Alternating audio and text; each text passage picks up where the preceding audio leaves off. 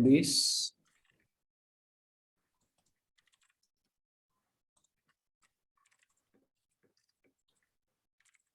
Joke lang mainit.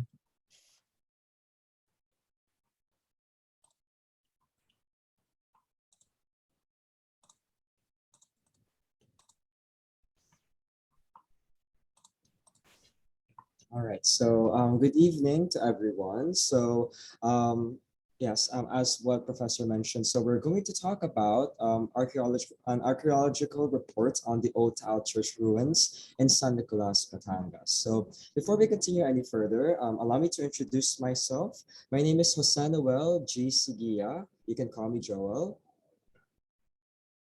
And I'm Xavier De Vera. All right. Yes, and both of us are going to discuss, this report. So before we continue any further, let's just breathe for now. This won't be like a typical report, at least to what I'm trying to do. So let's start with just a very random question. So, has anyone watched this movie? Let's start from there. So you can use the chat box if ever, or someone can say yes, maybe no. So yeah, has anyone watched it?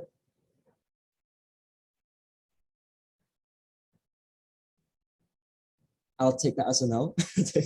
Okay, so yeah, judging from your reaction, I think that's a no. But yes, it's the latest movie. It just released like a few weeks ago. It's part of a Marvel movie. It's a superhero movie. But yes, you may be wondering, what does this have to do with Batangas? But yes, if you watch the movie, slight spoiler alert, it starts with a creative representation of how Mesopotamians were, emerging, as one of the earliest human civilizations.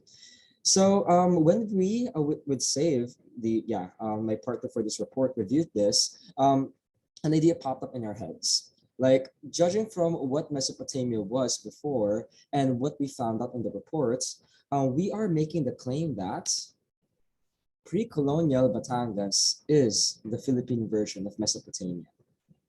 A huge claim, and we would like to discuss that further. So kindly please proceed, Save. All right. Can you hear me now?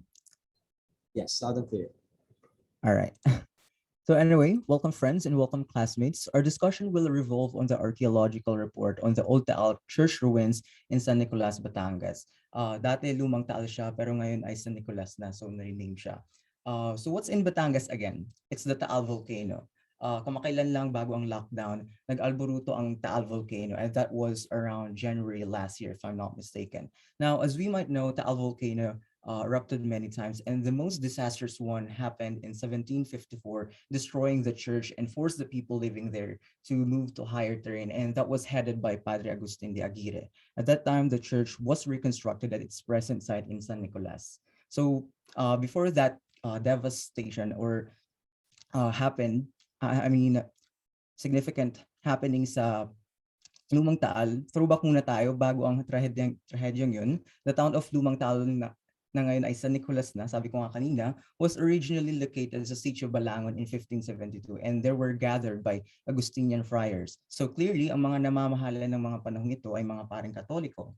But to be specific, si Padre Agustin de Albuquerque ang namamahala noon that time. However, habang mapayapa silang naninirahan doon, the Moro pirates and apparently mga Muslims destroyed the town and forced the relocation sa tabi ng Taal, which made them more vulnerable to volcanic eruptions, like sabi nga kanina. So what can we draw from this quick historical background?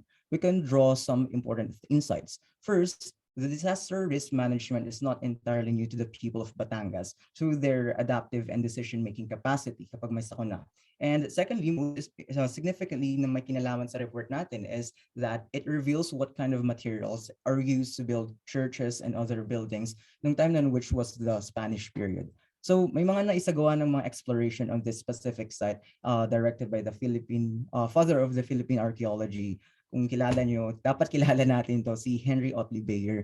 Don't forget that name kasi he contributed a lot to our Philippine archaeology, ethnology, and prehistory. He actually erected the Department of Anthropology in UP noong 1914. He pioneered a lot of excavations, but then again, some of those excavations, including this Batangas excavation, were just branded as antiquarian, right? Meaning mere collections lang ng artifacts from looted sites and or from you know misplaced sites. No, of course, an artifact will not make sense if walang temporal or spatial information about it, and that's the focus or main goal of archaeology in general. So, kumbaga, ang provenance siya. Nevertheless, the first excavation in this old tile church is very important in unfolding such archaeological information. So, we are clear na mahalaga yung excavation na to. But what are the purpose of or aims, goals of this important excavation noong 2004 conducted by the archaeologists from National Museum and Archaeological Studies Program? It is actually to uncover the church features na maaaring nasa ilalim na ng lupa mula nung bumagsak ito since maraming mga geologic, what do you call this one, geological eruptions, devastations na nangyari sa lugar na yun. And secondly, it is to reveal prehistoric cultural layer and possible artifacts, lalo sa mga kalapit lugar ng simbahan. And mamaya you will hear such places like the Pansipit River in the exploration section. So, discussion ito, pagpapatuloy ni Jose. Go, Jose. All right, thank you. So yes, for us to proceed, so before we dive into further on what they found out, in the excavation, let's first just go through, the brief descriptions of what equipment they used. So the reading also include these equipment. So let's start from the left to the right. So we do have the alidade.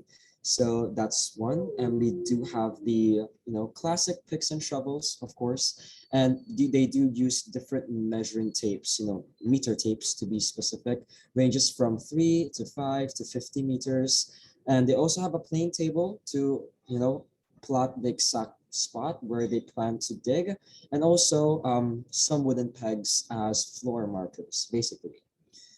And also, let's see the next equipment. Of course, we do have the trowels and brushes. So when they, find enough ground to see the object, they do have to remove the dust and also water, of course, to wash the artifacts found, and also an inventory record.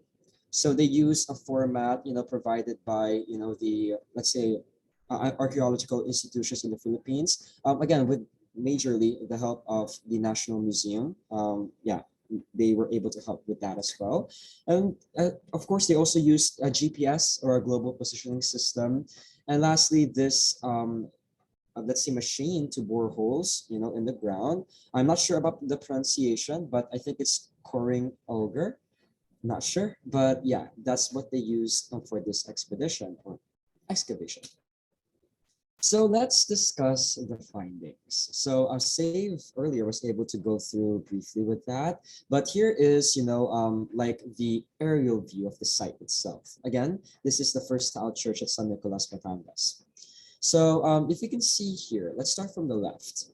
There's like a red circle, focuses on the buttresses. This is proof that the people that built this are aware about the environmental implications, geological activity, weathering, etc. Because it is still near a volcano. And the walls that were found were around 2 meters thick. And if you can see there are shell ornaments imbued as to help the foundation of the structure and also for decorative purposes as well. So that's it. And you can see here that the area is 17 meters wide and 66 meters long. And the symbol above just mainly shows that the material used, I forgot what coating they mentioned, but yes, it's like some sort of animal-ish type of coating so that, erosion doesn't happen because again, this site is prone for weathering.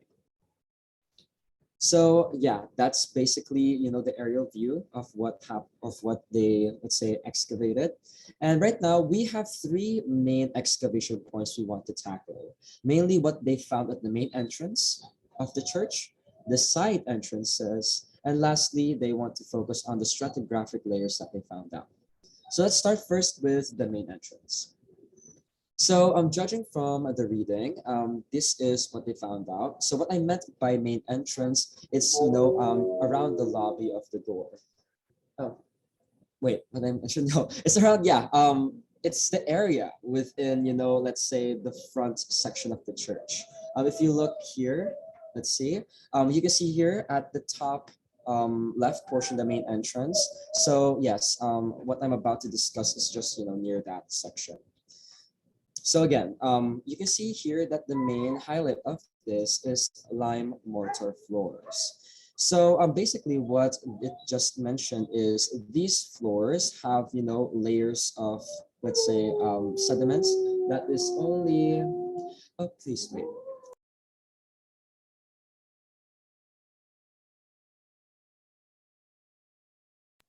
Right, I apologize. Yeah, it's just my dog. But just going back, the lime mortar floors has layers here that shows that at least three events of volcanic activity happened. So you can imagine how many eruptions that took, for it to be covered in that thick of set of sediment. But yeah, that's basically it for the main entrance. But next is, yes, at the side entrances. So it's usually at the western portion of the church. So there are also cultural practices found. They found an infant buried there, approximately around, yeah, let's say 7 to 10 years old, if I recall it correctly. So it shows there the burial practices of the people, and they gave a quick note that even at the late 20th century or 19th to 20th century, yeah, they are aware that it's a practice there. So that adds, further layers to the excavation. And lastly, again, the stratigraphic layers that they found. So earlier we mentioned the auger coring, like the drill, for them to know which layers. It aided in knowing what layers, you know, comprise the area within the area of study within the church. But yes, if you can see there, there's a lot of layers. So, but the highlight of this is layer number 4, or the cultural layer. Because if you recall earlier, Save mentioned that the main point of the excavation is to know, let's say, proof that there is, let's say, a history of the pre-colonial Philippines. Some sort of attempt to prove that our ancestors before the Spaniards arrived had their own way of building infrastructures. So layer number 4 basically is what they called pre-Hispanic building material. The reading just described it as a yellow sticky substance. Yeah, it's some sort of clay substance. So that is, they assumed, or let's say concluded, that it's pre-Hispanic building material because Spanish architecture does not use such material. So that's what they mentioned in the reading. And that's basically it for those 3 points of the excavation, which leads us to the conclusion, and Save will continue this portion.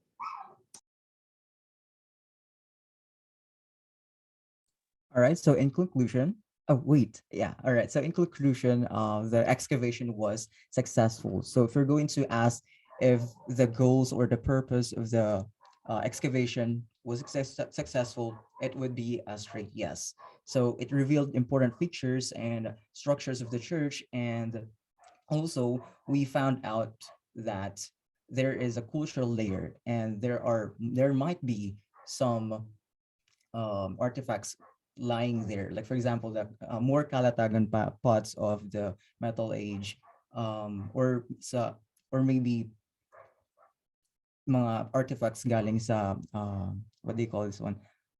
Neolithic period or Old Stone Age. So there's a proof that the pre-Hispanic history of the Philippines shows that they are not uncivilized or as and slow as how Western colonizers portray our ancestors to be. So further recommendations excavation, and of course,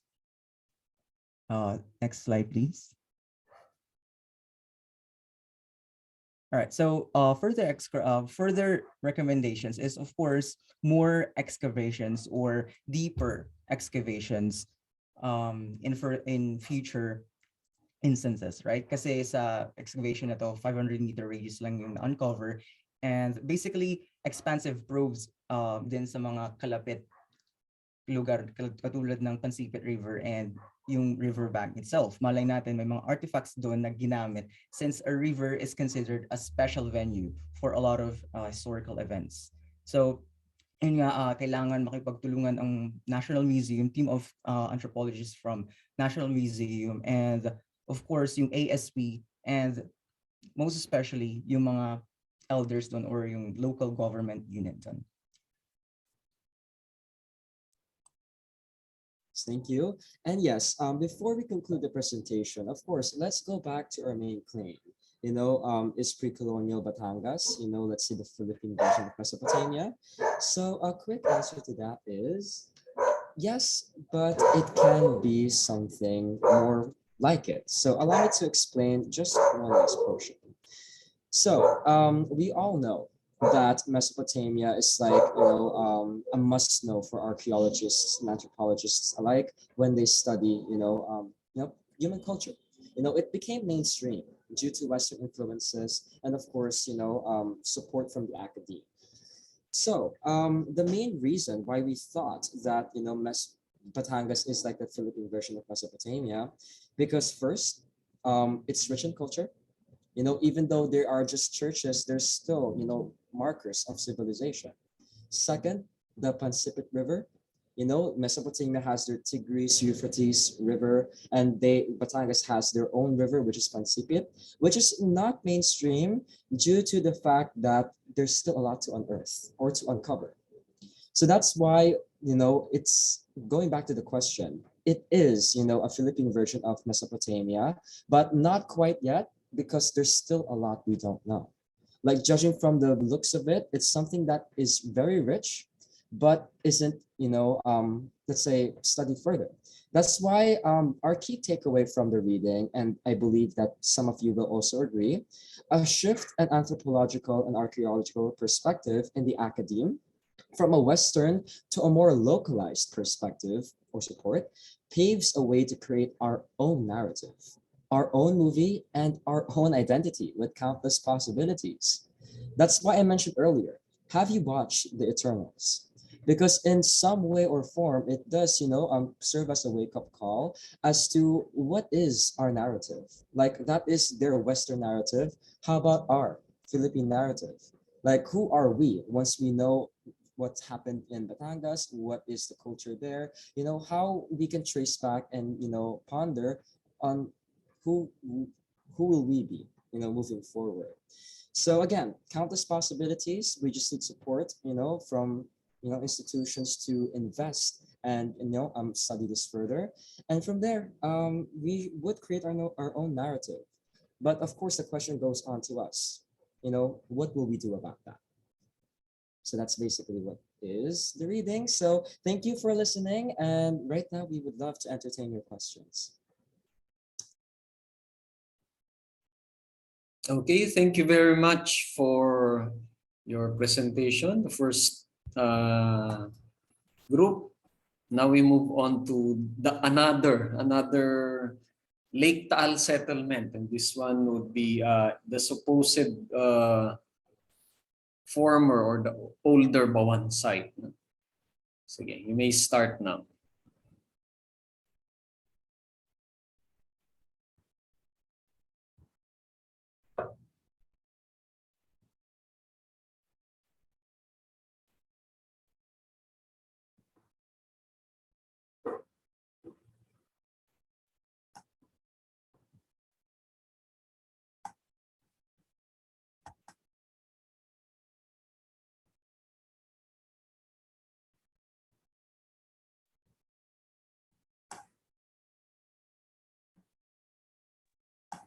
My screen share on po?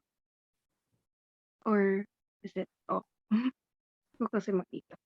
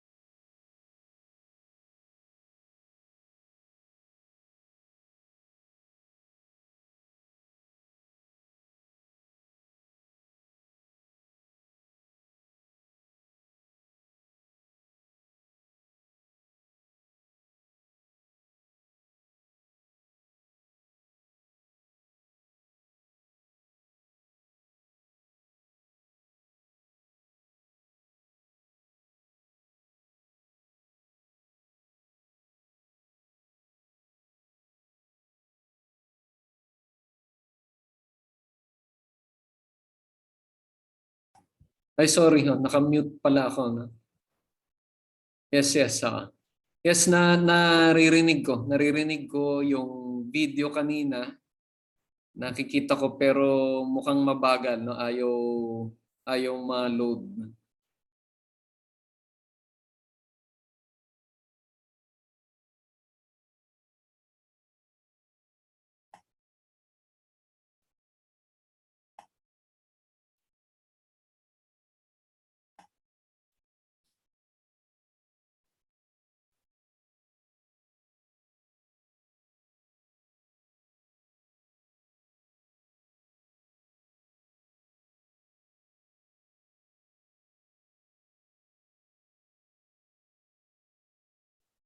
If you have slides, pwedeng ganun na lang siguro. Tapos magsalita ka na lang, explaining the slides.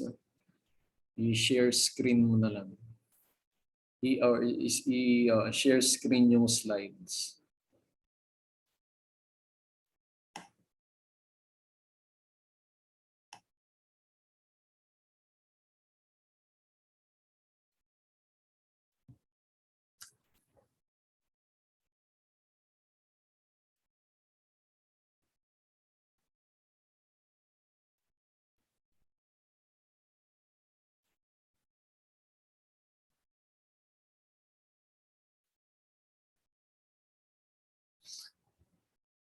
Okay, so while waiting for Genesis, sige, Genesis, you have a message. I emailed the link of the presentation to you if it's okay. May problema po ata sa screen sharing.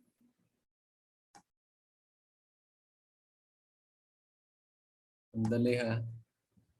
I don't know kung... sandali. I will check the email.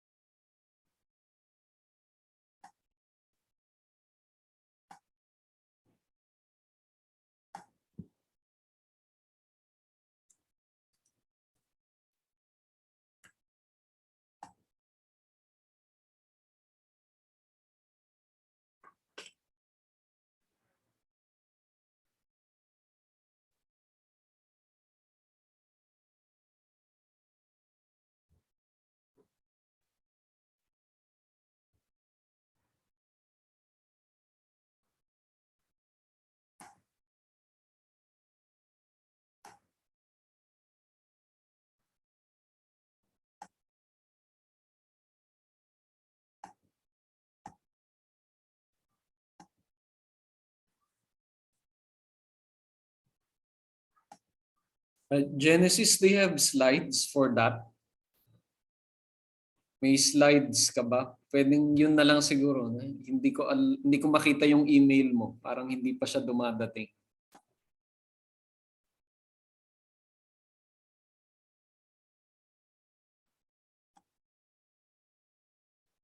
Okay. Email the link of the presentation to you. May problem po atas ang screen share ko. The presentation is already recorded. Okay.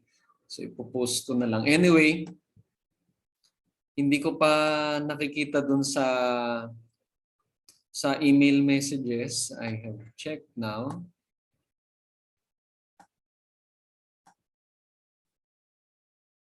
Let me see kung nandun sa ibang email. Sandali ha.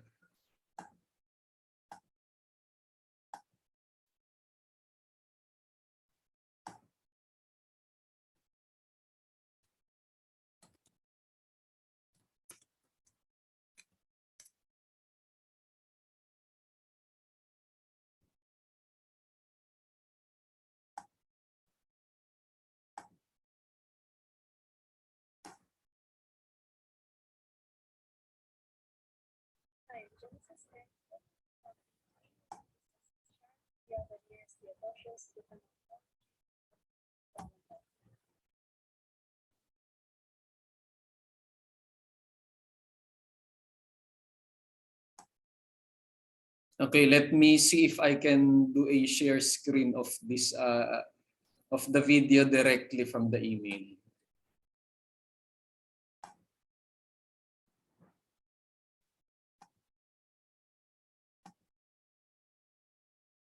Okay, nakikita nyo ba yung screen? Yes or no? Yes po, Prof. Kita po, sir. Okay, so let us put the volume on.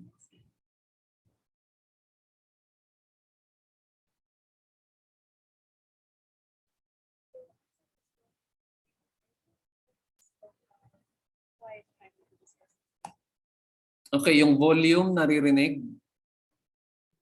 Wala po. Yes, so, pero mahina. No? If you have earphones, siguro mas magandang ikabit nyo na lang no? Para mas mapakinggan nyo na mabuti. We will use earphones.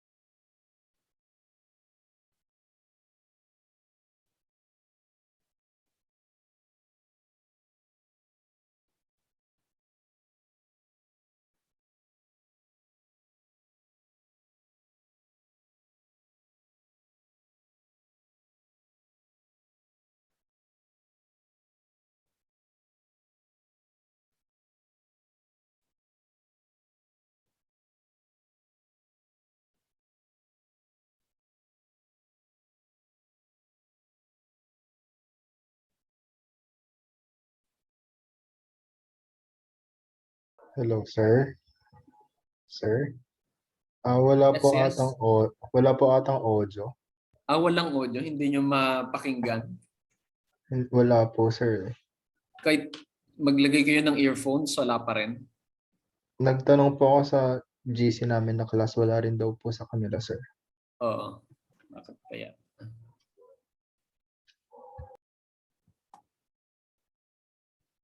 Anyway, have you read the article?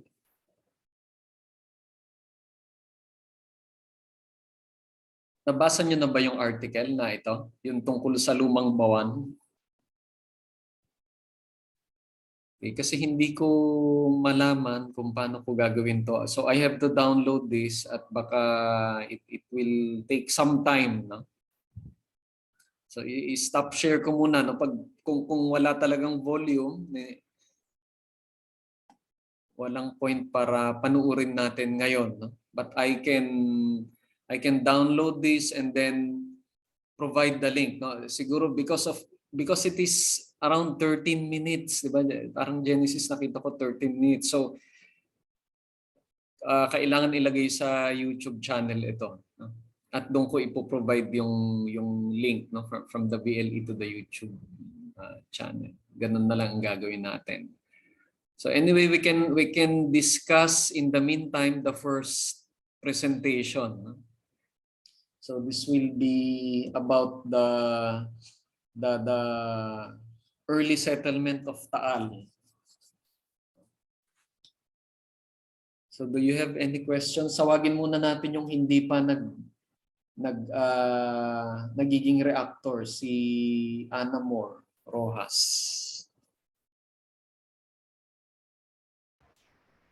Good evening, sir. Good evening. Primarily po kasi my question is geared sana po towards the second reading. Sige, go. Sige, nandito okay naman po. si Genesis, so she can respond to that. Okay po.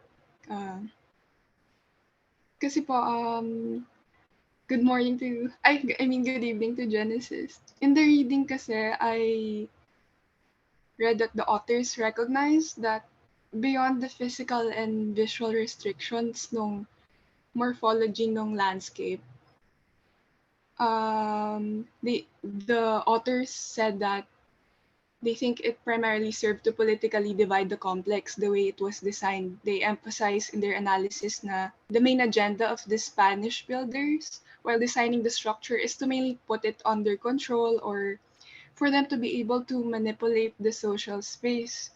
Now, my question for them po, sir, is looking at the map, because there was a map in the reading, if they concur with this analysis or if they do agree with this, and how do they think this was specifically delivered po? Okay.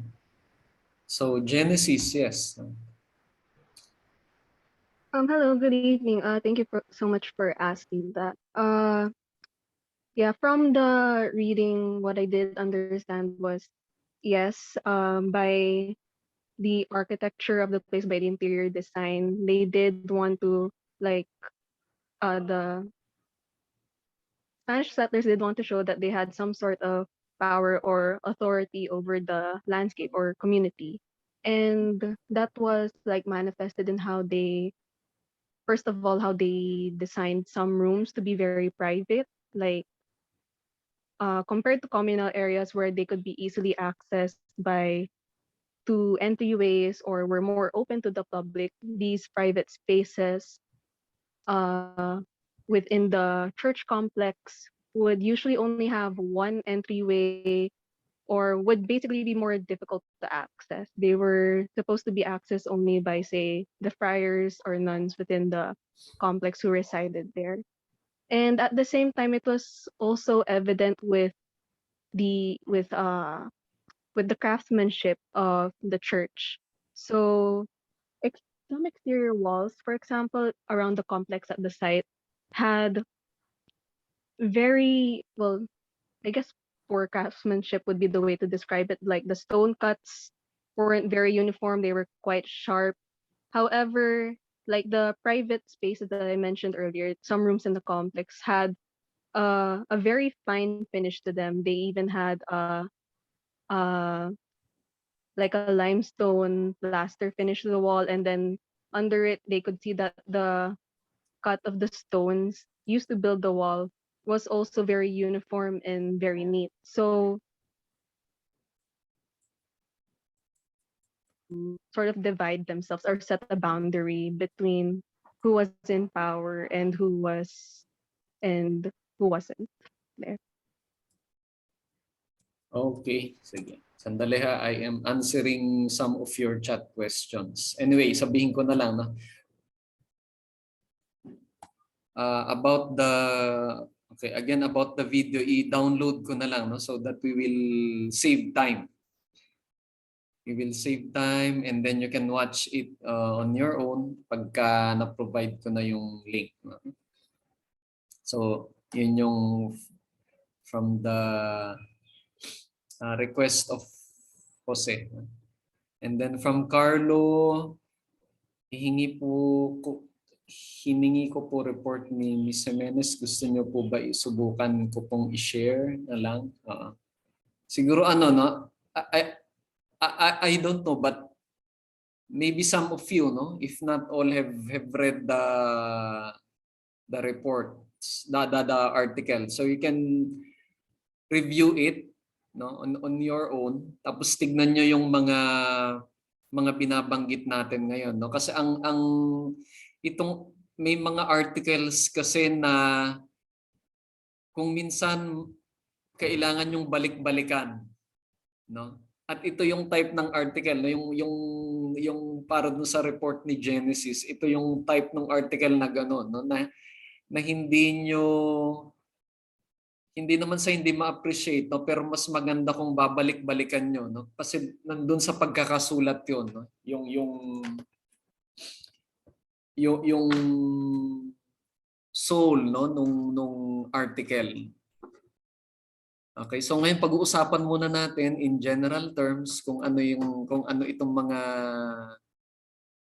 itong topics natin, kung ano yung articles na ipine-present, no, at pwede niyong tignan ulit, no, pagkatapos nitong session natin. Okay, so ganun na lang ang gagawin natin.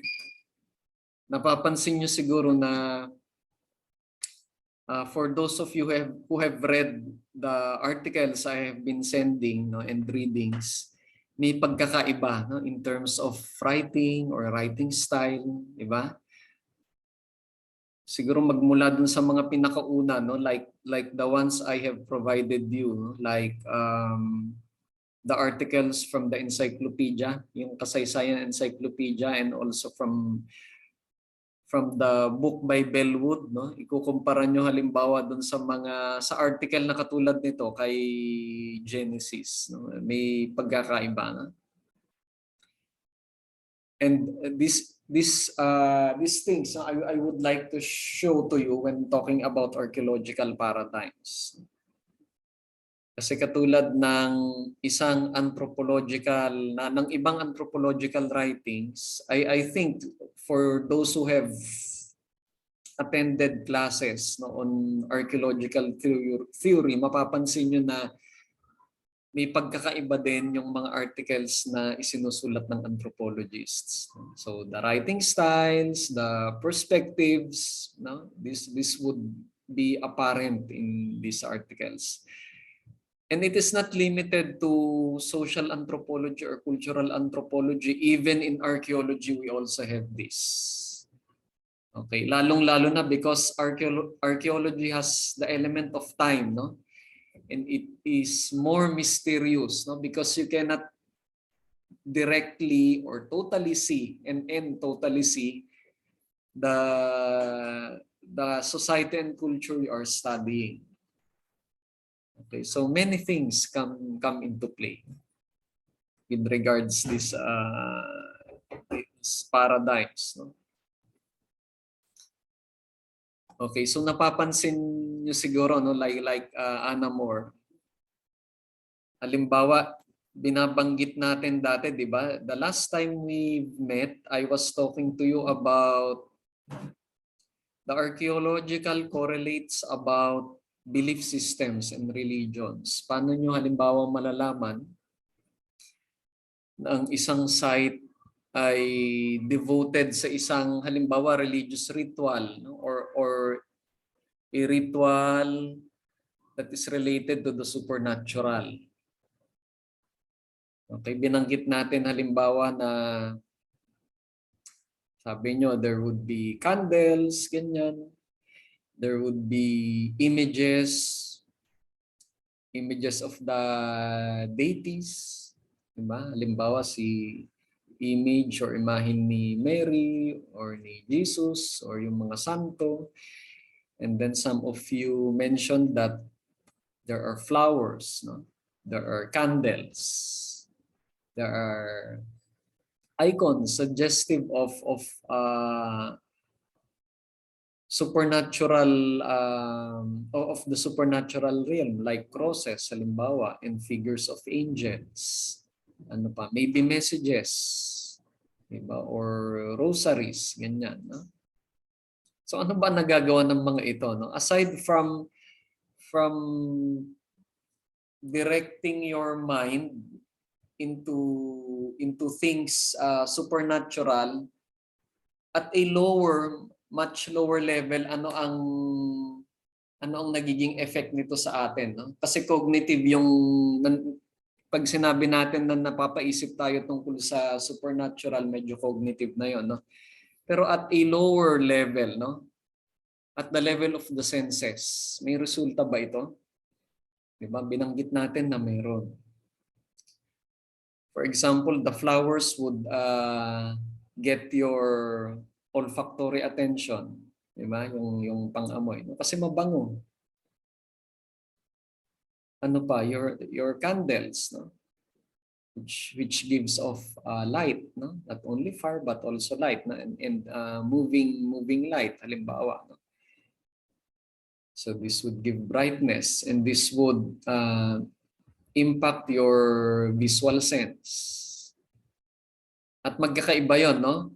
Those impacting or having effect on your visual sense often do not have an impact on your olfactory sense.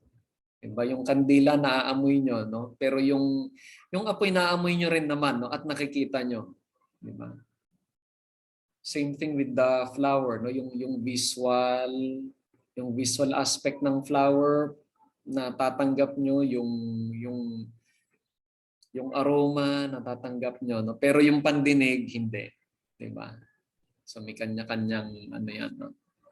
May kanya-kanyang pinupuntahan niya, no?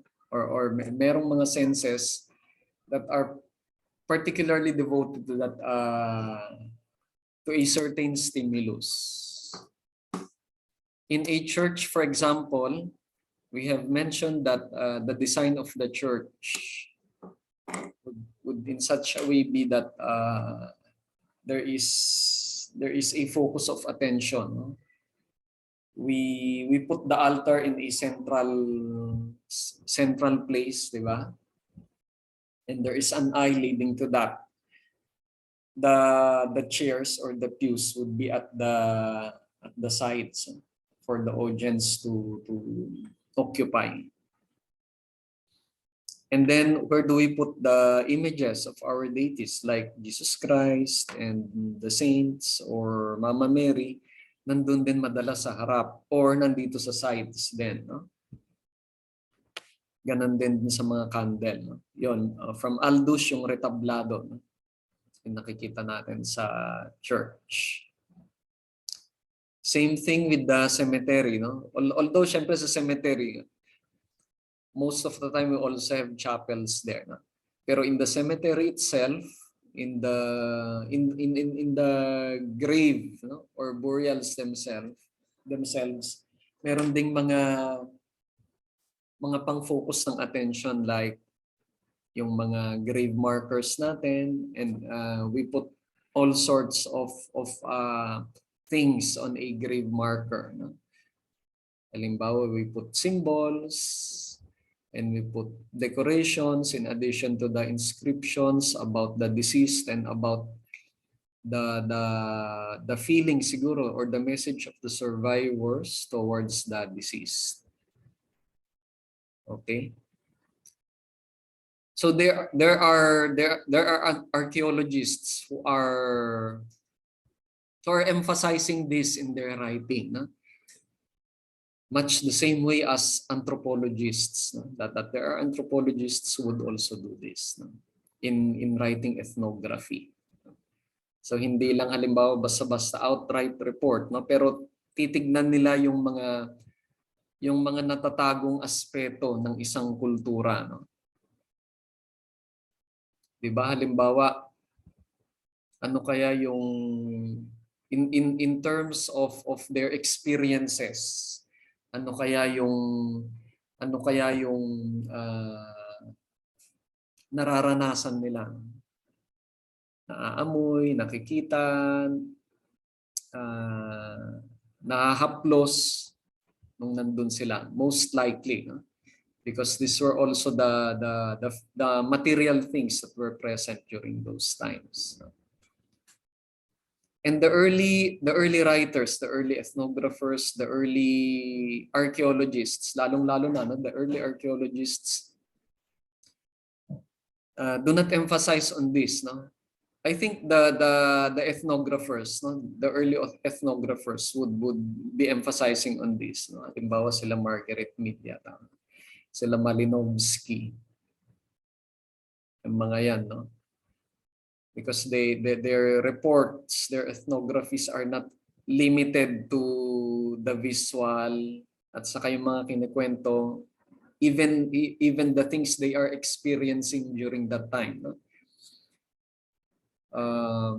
The things they see, they smell, they taste, kasi for food, no? Di ba, pag kumakain sila, no? And even the emotions that they are feeling, they are highlighting this, no? Siguro you are familiar, for example, with sino nga ito? Si Rosaldo. Are you familiar with Rosaldo? Yung ethnographer that wrote about the Ilongots, di ba?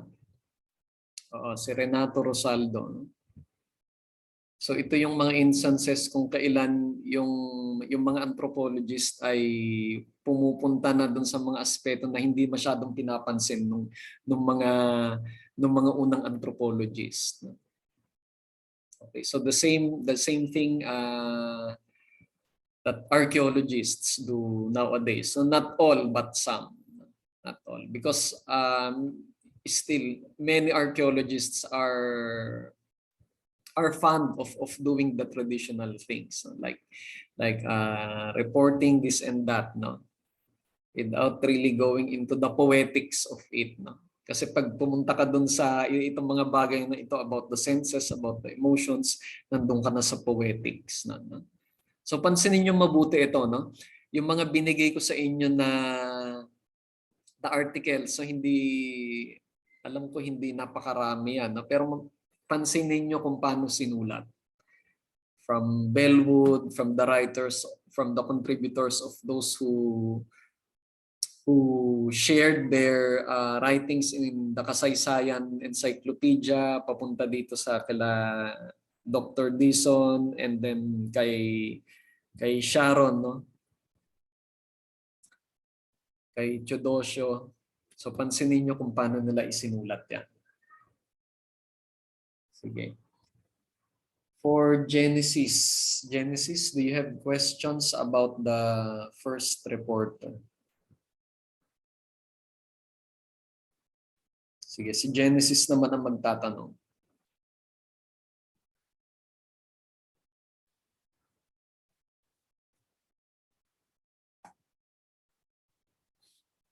Okay. Genesis, are you still there? Yes po, wait. Nag-iisip Sige. din po Nag-iisip ka ng pa kung anong question. tatanong. O sige, si ano na lang,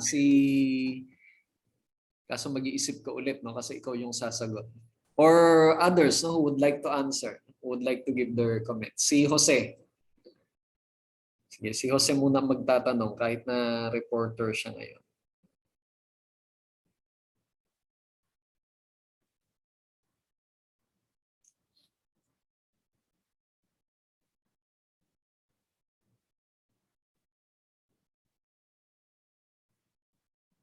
Or do you have other questions, no, regarding the previous topics? Okay, kasi pwede natin i-relate ito. No?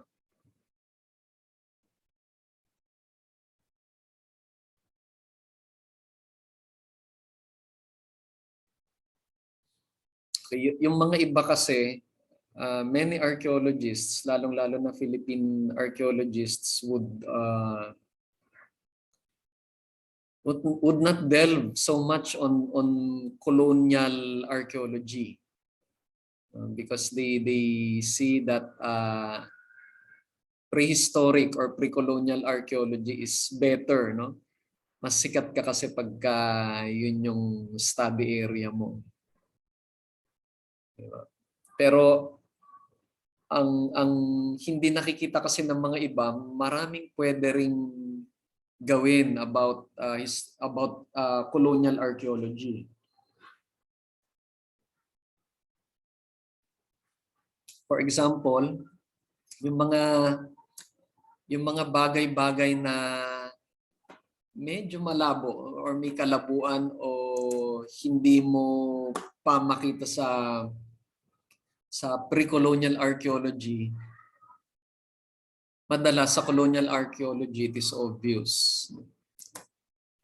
Halimbawa, yung pagkakaroon natin kasi ng written records, no? So for the pre-colonial period, madalas hindi natin ma-verify kung ganun nga ba. Whereas in the colonial period, mas madali kasi marami tayong mga documents sa pwede mag-support ng ating mga iniisip, no? Or yung mga findings natin. So archival materials are also being there to contribute, no, to the information that we are building up. Okay, tapos meron silang tinatawag, no, halimbawa, hindi lang kasi ganun kasimple yung colonial archaeology, pero merong isang branch ng archaeology na kinikilala sila ngayon. Yung tinatawag natin na historical archaeology. Okay, historical kasi nga it is about history, and traditionally we define history as the study of that period where documents are already in existence, no? Yung sinabi natin yung documents, yung written documents, no? Halimbawa yung mga isinulat ng Kastila, no? When we talk about the Philippines. Although papasok din naman dyan yung mga sinulat ng Chinese chroniclers nung unang panahon, no, during the pre-colonial period. At hindi lang isa yon. Ano naman, there are few manuscripts of it. Aside from the fact, of course, that we also have the Laguna Copper Plate and some of the Southeast Asian inscriptions that were found in the Philippines. Okay. So historical archaeology, ano ba ang nilalaman ng historical archaeology? Ano ba ang pinag-uusapan natin halimbawa when we go into the topic of history, no? So itong period kasi na ito, no, would be the time when interactions between cultures, no, lalong-lalo na you as an anthropologist, no, would be interested in that, no, cultural interaction, exchange, and this was intensified, no, during the historical, quote-unquote, historical period. Pag sinabi natin historical period, ito yung time conventionally kung kailan nagkaroon ng exchange between the Asian cultures, no, at saka yung European cultures, or the Native American cultures and the European cultures. We conveniently place this at the time of European colonization. No? Halimbawa, starting at the advent, no, when at the advent of Columbus's visitation to the New World, no? At pati na rin yung pagdating ni Magellan halimbawa sa Pilipinas, gano'n, no?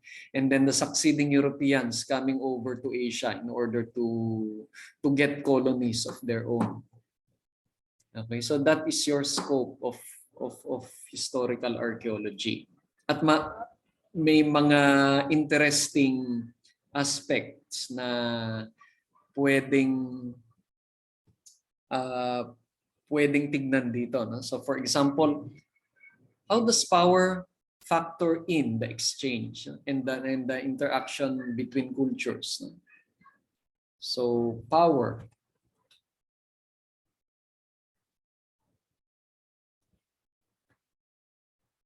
Who is dominant and who is subjugated? Okay. In the case of the Philippines, of the colonial Philippines, who does the subjugation and who is subjugated? Sabi ng karamihan, the subjugators are the Spaniards. The subjugated are the native inhabitants of the Philippines. Diba? Doon naman sa mga ibang scholars, sasabihin nila, maybe the one who manipulates ultimately were the Chinese. Kasi sila yung gustong puntahan ng mga Europeans halimbawa. And the Europeans were only being toyed around by the Asian powers at that time. For example, the Chinese. Kasi even before the coming of the Europeans, the Chinese were a dominant power in Asia. The succeeding dynasties of China, for example, di ba, who were trading in this blue and white porcelain, stoneware, and other commodities. They were out there, no, in order to maximize what they need, no, or to maximize the exchanges that they have with the other Asian populations. Okay, so ganun yung tingin ng mga ibang scholar, no? Sino yung may power, no? Sino yung nagko-control, sino yung na-control, no? Ano pa? Kung meron tayong issues of power, meron din tayong notion sa limbawa ng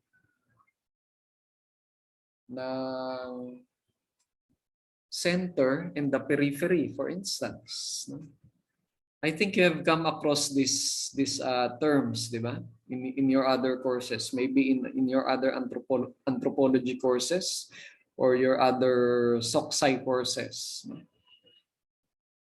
Halimbawa, where was the center then in the Philippines, for example? Diba? The Philippines, for example, were considered by many scholars, no? Colonial Philippines was considered a periphery.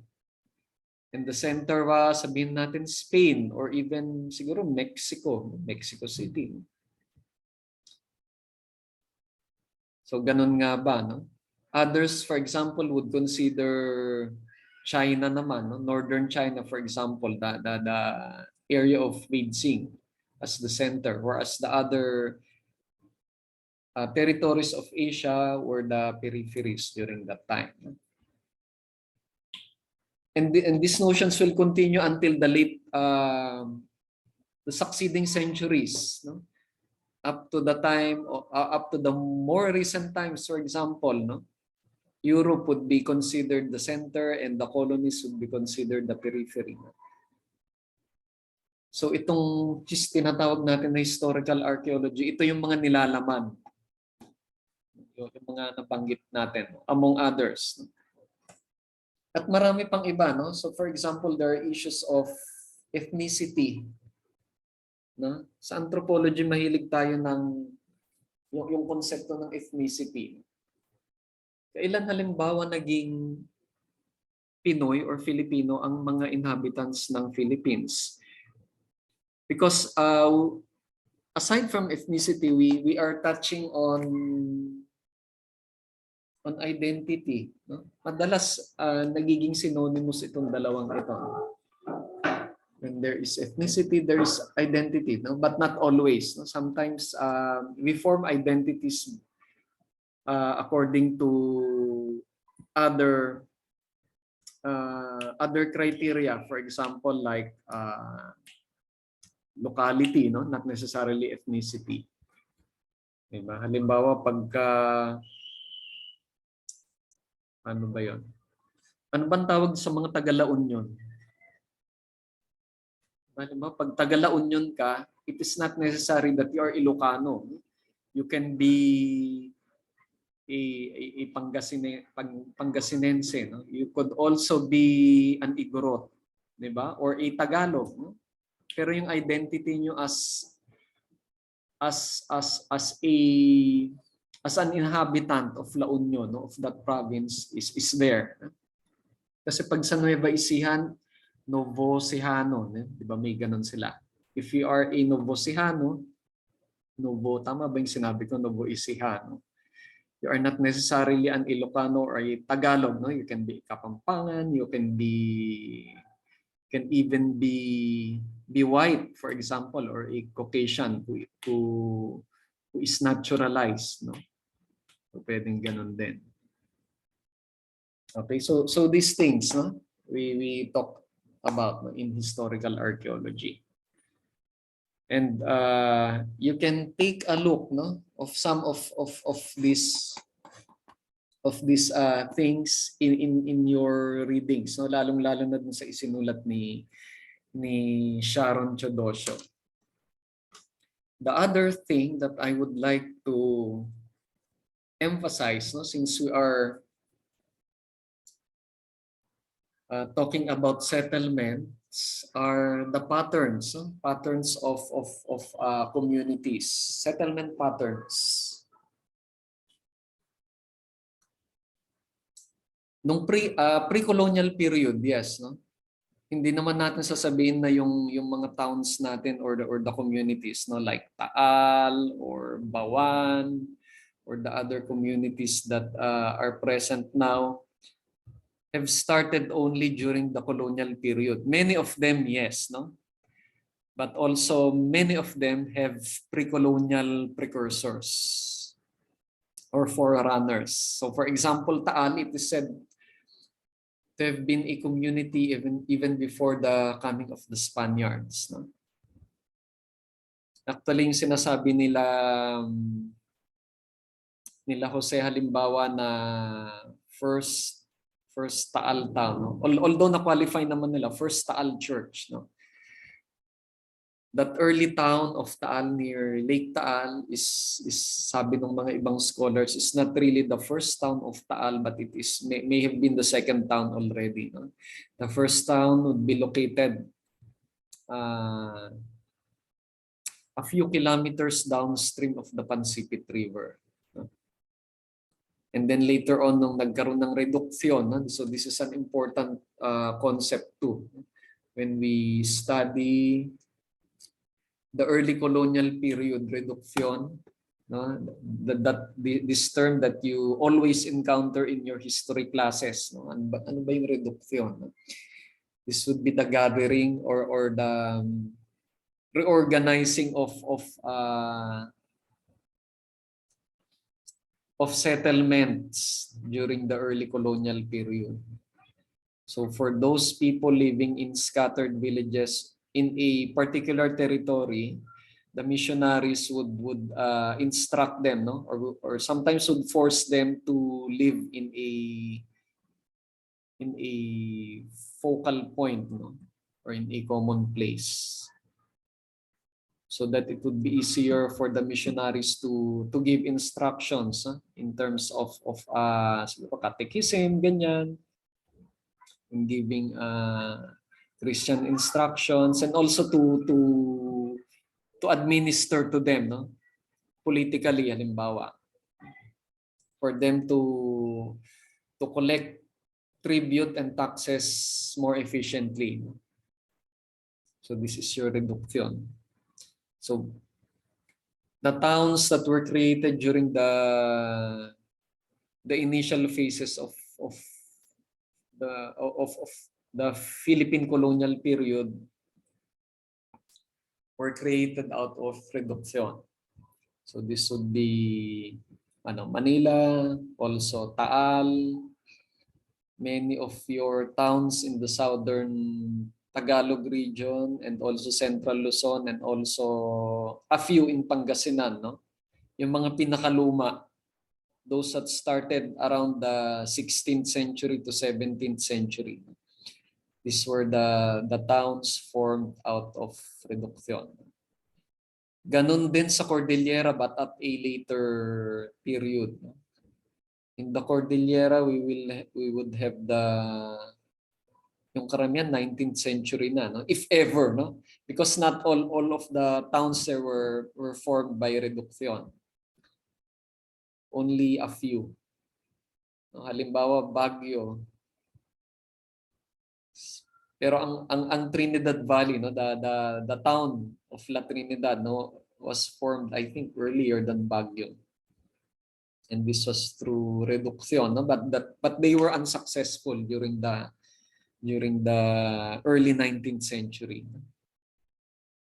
So also the same thing happened in Ifugao and in the other provinces, no, of the Cordillera Administrative Region. Okay. So what are these towns called? No? They call these pueblos. Okay.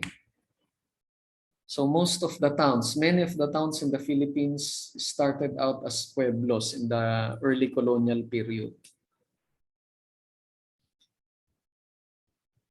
Halimbawa sa Ilocos, no, yung mga malalaking towns natin doon like Lawag and Vigan, this started out as pueblos formed out of reduction.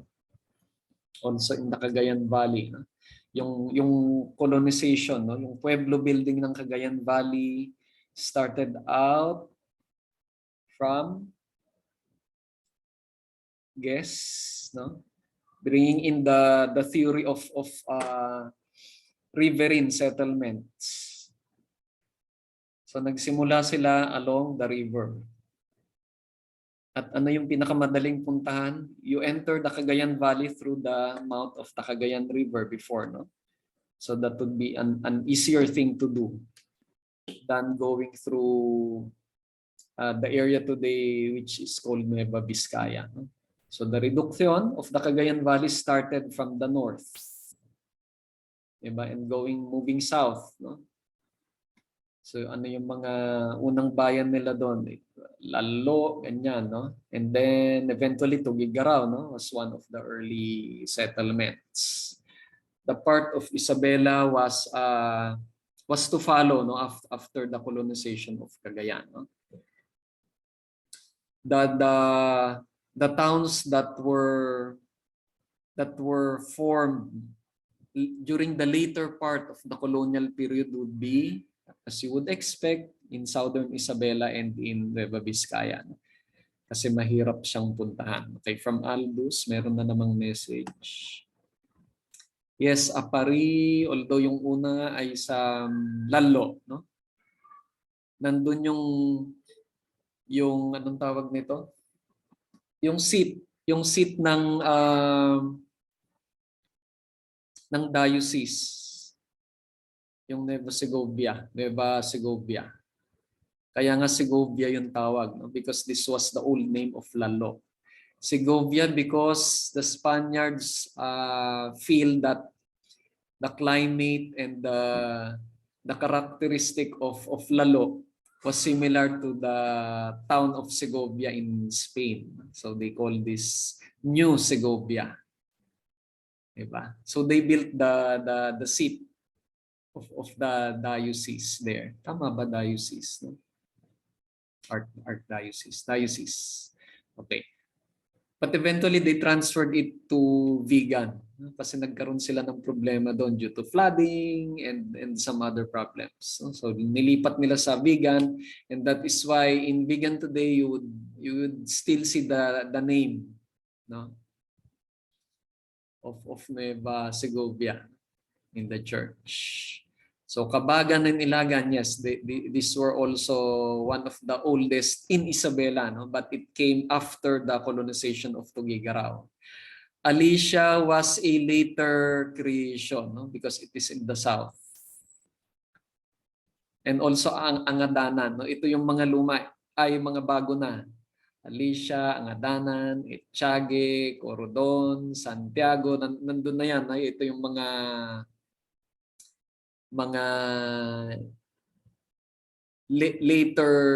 later towns. Bakit? Kasi mahirap silang i-pacify noon. Ang daming namamatay na missionaries pag pumupunta dun sa area na yon. Same thing with Nueva Vizcaya. So they were trying to build a road from Pangasinan to across Nueva Vizcaya into Isabela during that time in the 18th century, pero nagawa nila nung 18th century, pero before that, during the 17th century, very unsuccessful sila.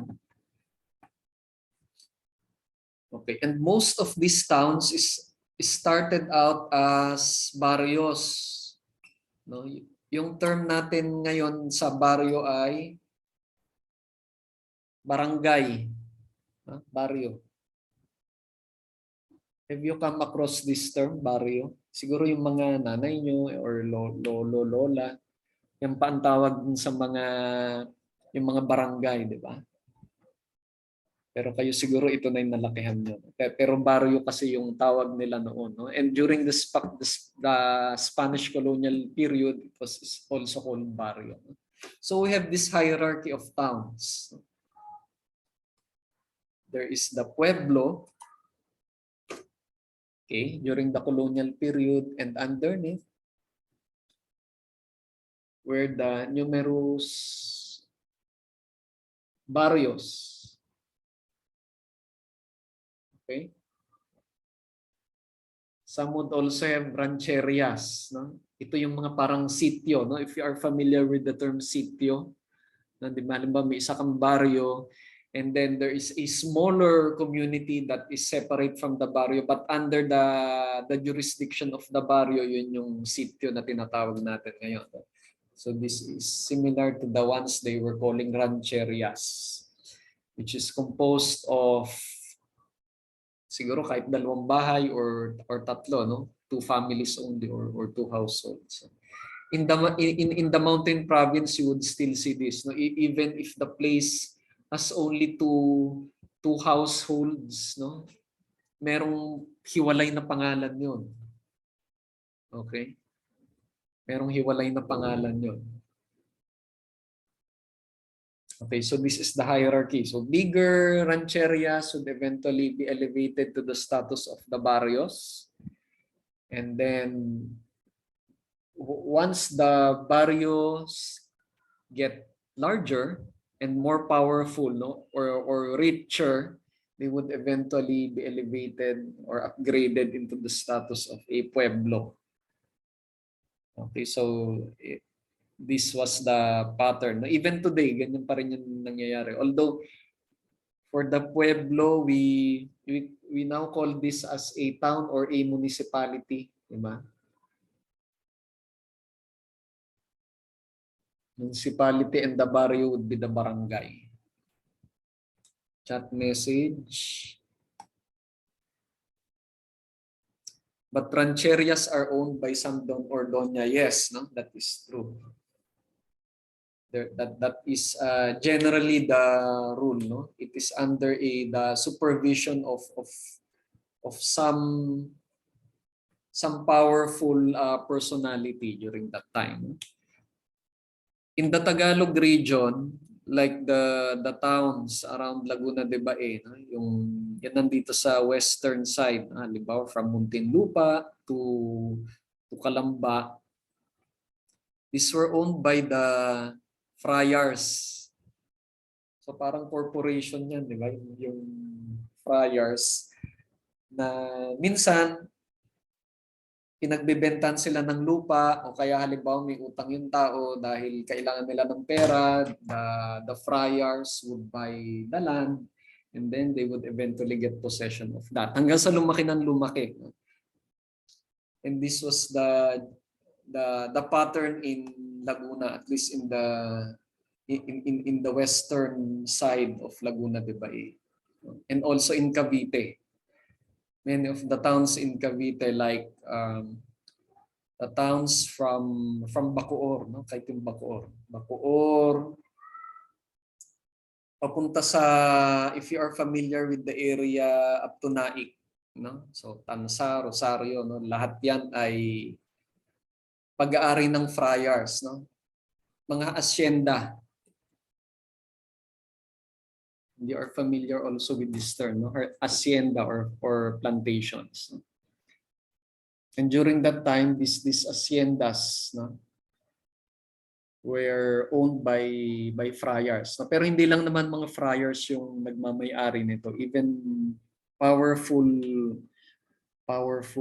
families own this. For those who have risen through the economic ranks, especially during the 19th century. Nagkaroon sila ng capability na magmay-ari ng mga asyenda. And this is true with regard Central Luzon, where the Chinese mestizos owned large tracts of land. And even today, yung mga rich families natin, there are the relics of this family owning itong mga hacienda owners na ito. Okay? So ganito yung pattern ng settlement natin. And I should also mention that the pueblo, no, as they were being built especially during the earlier phases and also during the later phases of the colonial period, would appear as a grid, no, yung tinatawag natin na gridiron pattern. Alam niyo yung grid, yung pang-ihaw, halimbawa pag nag-iihaw kayo ng pork chop, 'di ba? Naglalagay kayo ng screen or grill, tapos doon yung ilalagay yung iihawin niyo, no? Parang gano'n, no? Parang screen, gridiron pattern. At the center of this would be the plaza. In history, we usually call this as the plaza complex, no? Complex kasi nandun yung plaza, yung square, no? That big area where important activities or events are being held, and also the church and the other important buildings of the town, no? Like halimbawa the town hall, ganyan, no? or even the marketplace, no? Madalas ganon. Although markets, traditionally our markets were not permanent, and as you would have studied maybe in your other antro courses, merong mga days na that would only be market days, and after that walang tinitinda.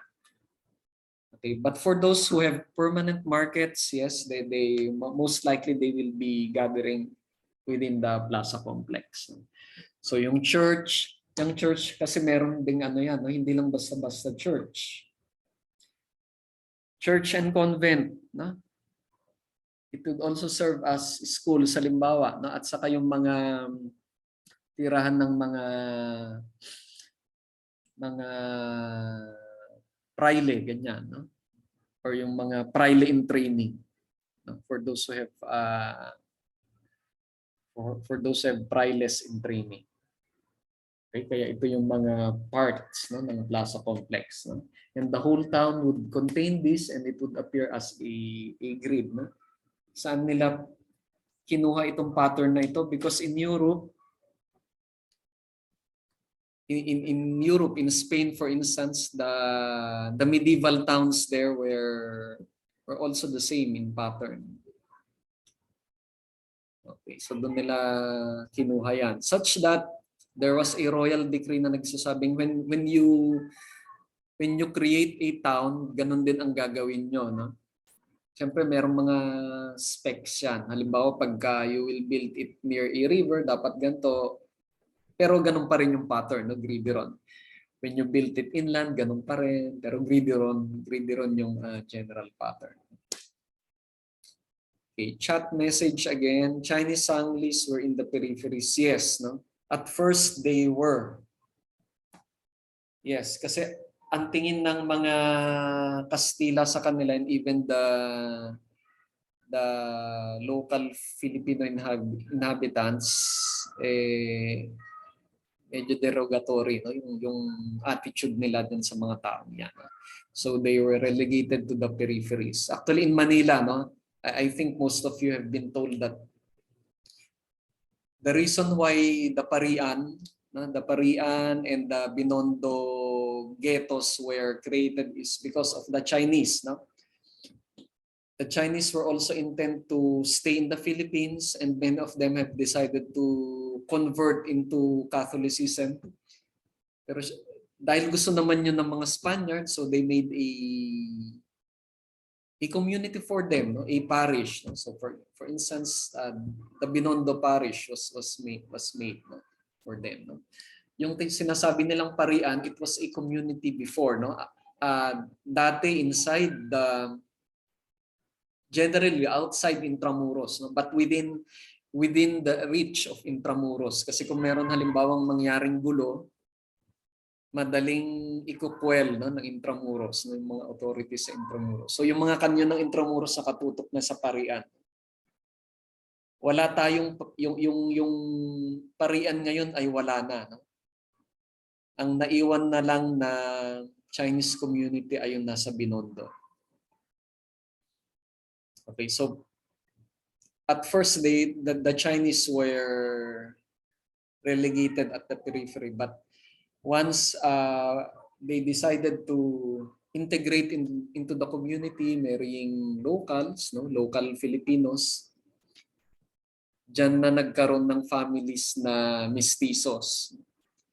At ito ngayon yung naging mayaman, no, during the 19th century, especially, no, when opportunities were abounding during that time. So they have the means, they have the connections, they have access into many things, no, into wealth, for example, into power. So they started owning haciendas. They were traveling to Europe during that time, and they were the ones who had access to knowledge, and then eventually bringing it to the Philippines. So hanggang ngayon ganun pa rin yung pattern, no, yung nakikita natin. Kaya makikita nyo yung karamihan ng Chinese who were segregated during the early colonial period are now well integrated into Philippine society. Unlike for example in other Southeast Asian countries, na yung marami pa rin sa mga Chinese ay nakahiwalay at maraming ghetto. May mga ghettos pa rin. Yung mga Chinatown, ito yung relics natin ng mga Chinese ghettos na yun. In the Philippines, hindi na natin masyadong madalas yung mga nakatira sa Chinatown ay yung mga bagong salta na lang no, ng mga Chinese halimbawa from the Chinese mainland. Yes, Aldous, you are raising your hand. Here in my town, actually, Where is your town? very Piat, Cagayan, sir. Yeah. If you know our lead of Piat, yeah. Actually, ganun din kami grid pattern but atop a hill. Yes, Pero if you very evident pa rin yung Chinese Ganun. community. So, kasi hindi sila na-relocate or whatever and nandun pa rin sila hanggang ngayon. Like pag napunta ka na dun, like lahat ng apelyido is single syllable or two syllables lahat. Like so hindi sila pa rin nagkaroon ng integration into society. So I think nag-intermarry sila pero doon pa rin yung residence nila. Like I don't know why until now that's the case kasi hanggang ngayon nandun pa rin yung mga apelyido ng Chinese. Hindi sila napunta dito. Like may bilihan sila ng mais ganun, like mga negosyong Chinese, even the food. So it's interesting until now it persists despite it already wala nang derogatory terms or whatever, but the location is still there, like Binondo, pero purely populated by Chinese pa rin siya, like Chinese ancestry. Yeah, so very interesting talaga. I don't know in Cagayan, no, pero ang nakikita ko dun sa mga readings, ito yung mga siguro Chinese that went into the region not really very early, no? Halimbawa during the past 100 years lang ganyan or less. Siguro ganyan lang yung mga ano nila. Halimbawa, I really do not know sa Isabela, no, yung 'di ba yung family ng D, sila yung nagiging mga politiko doon. I really don't know kung ganun nga yung mga D, no? Although yes, no, I have come across Chinese who are living and doing business in the Cagayan Valley, for example, in Isabela and Cagayan. In Piat, hindi ko alam yung ano diyan, no, na mayroon din palang Chinese. Although may hipag is there from Piat. Sila yung ano diyan isa sa mga nandyan. Okay. Sige. How is the situation in Piat? Okay naman ba? Yes, marami nang nakisimbang gabi kanina, like okay. lumalabas na rin yung mga senior citizens, like okay for now. For now. Minsan kasi nakakatakot, no? Yung pamangkin ko na diyan nakatira sa Piat ay na-infect siya, no? Pero ano naman, mild symptoms. Kaya minsan nakakatakot din. Okay, so time check, it's 7:32. We will still meet. Ang last day of classes natin ay sa December 21. So on December 21, we will still meet para i-wrap up yung buong course, no? Or to clarify other things that needs clarification. You can still ask questions. Okay, for those of you, no, or for the others who have not been attending at kailangan pa ng points for the recitation, no, for being reactors, please tell them, no, to be present para mabigyan ko naman sila din ng points. Chat message again.